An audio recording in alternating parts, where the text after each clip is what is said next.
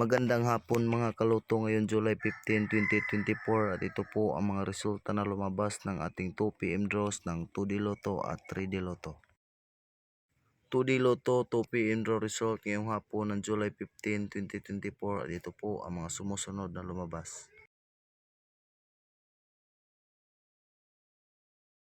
3D Lotto 5pm draw result ngayong hapon ng July 15, 2024 at ito po ang mga sumusunod na lumabas.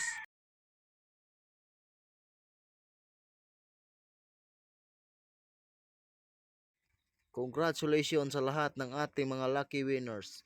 Kung gusto mong maging updated sa aking mga videos, paki-like and follow na lang. Thank you for watching. I love you all.